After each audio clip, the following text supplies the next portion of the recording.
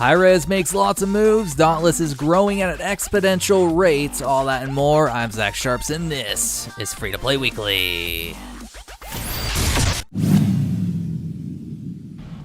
First up in the news this week, in a not so surprising move, 2K Games announced that for their free-to-play Monster Hunter game Evolve, the servers will shut down on September 3rd. This means that the cash shop will also close its doors, but a bit sooner on July 2nd. After the servers shut down, the only option for players will be to play Legacy Evolve, which relies on peer-to-peer matchmaking and lacks some of the features of Stage 2. So it's not completely going away, but I doubt we will hear anything about Evolve in the future.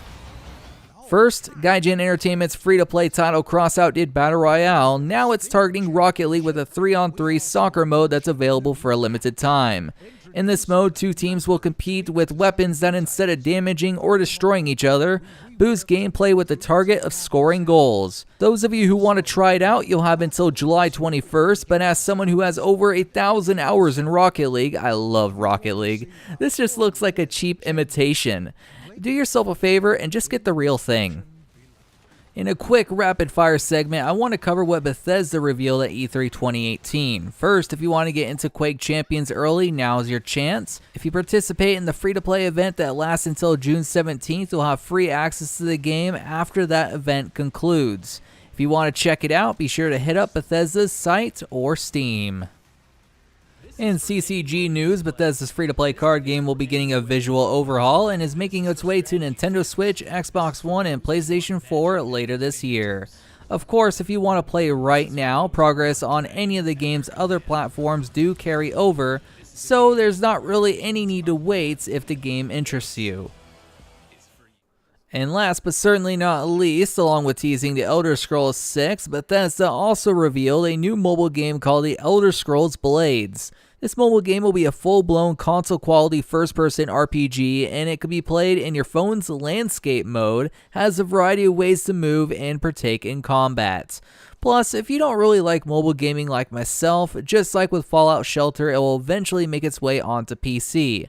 When can you get your hands on it? Well, in fall of this year, it'll launch on iPhone, iPad, and Android. If you want to get in early though, be sure to pre-register on the official Bethesda website. If you're waiting for the next big update for Hi-Rez Studios' Smite-themed strategic card game Hand of the Gods, wait no longer. Not because it's arrived, but because it's not coming. There's, quote, no major content updates on the schedule, and servers will, quote, stay up as long as we have enough people wanting to play, end quote. Basically, it sounds like the game will be in maintenance mode until it eventually shuts down.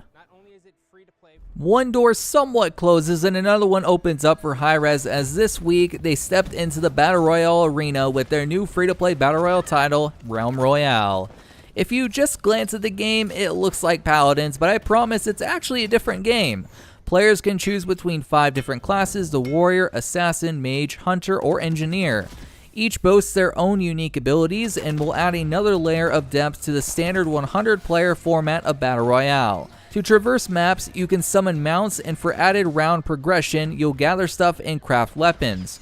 If Steam charts is any indication, people are loving Royale since it's sitting at a 24-hour peak of 103,000 players. That's pretty impressive for a game that just released and shows the Battle Royale train still has plenty of fuel left, for better or for worse. In our last bit of Hi-Rez news for the week, their other popular free-to-play title, Paladins, is coming to the Nintendo Switch. One of the highlights of this move is that the port will run at 60 frames per second, and another highlight is that it will support crossplay. Overall, a cool move by Hi-Rez, and as a result, I got a question for you, so it's time for the question of the week.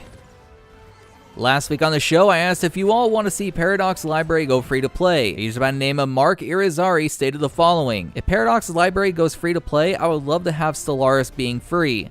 More people to get into the game, plus, given it has tons of DLC, might as well make the base game free and only charge for DLC. Thanks for all your responses, and as always, if you wish for your comment to be possibly featured on next week's show, make sure to leave a comment down below. This week's question is, what free-to-play game do you want to see a Switch version of, and why?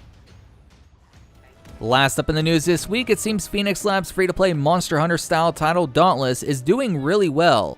After ironing out their queuing issues and other bugs, the momentum of their open beta launch kept going as their newly released infographic shows. What does it show? Well, that the game is growing at an average of 90,000 players per day, and there are roughly 890,000 slayers right now. And there's been over 5 million successful hunts. Glad to see it's doing well, and hopefully we'll hear a little bit more about some new content soon. Speaking of new things, be sure to check out the giveaways page. Yes, head over to mmobump.com, check out that giveaways page, bookmark the page, and check it daily to ensure you never miss one. As for myself signing out till next week's show, my name is Zach Sharps, and I'll catch you guys next time.